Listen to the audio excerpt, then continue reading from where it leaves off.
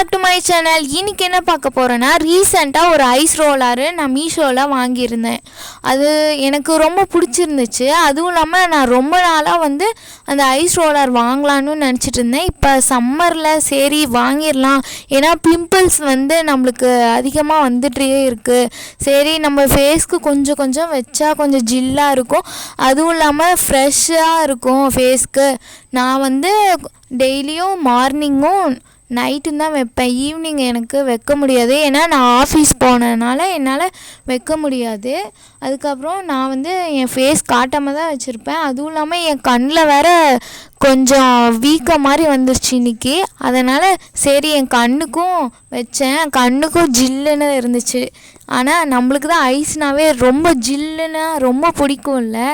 அதனால் சரி நானும் அப்படியே சின்க்கு எல்லாம் வச்சேன்னா என் சின்லாம் கொஞ்சம் ரெட் ஆயிடுச்சு. சரி நம்ம அப்படியே பண்ணிக்கிட்டே இருக்கலாம் அப்படின்னு தான் நான் பண்ணேன்னா, அப்பயும் என் வீடியோ கிளாரிட்டி இருக்கிறதுக்கும் அவ்வளோக்கு தெரிவிக்காதே என்னோடய சின்னில் ரெட்டாக இருக்கிறதும்.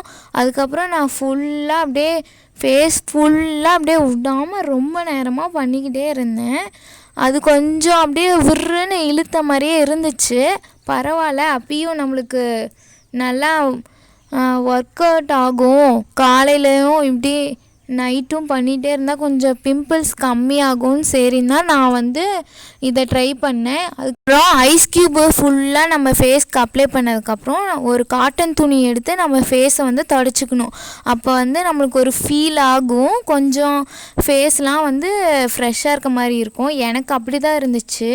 என்னால் முடிஞ்ச அளவுக்கு நான் உங்களுக்கு ஒரு வீடியோ போட்டிருக்கேன். பிடிச்சிருந்தால் லைக் பண்ணுங்கள், சப்ஸ்கிரைப் பண்ணுங்கள், கமெண்ட் பண்ணுங்கள். Okay, bye friends.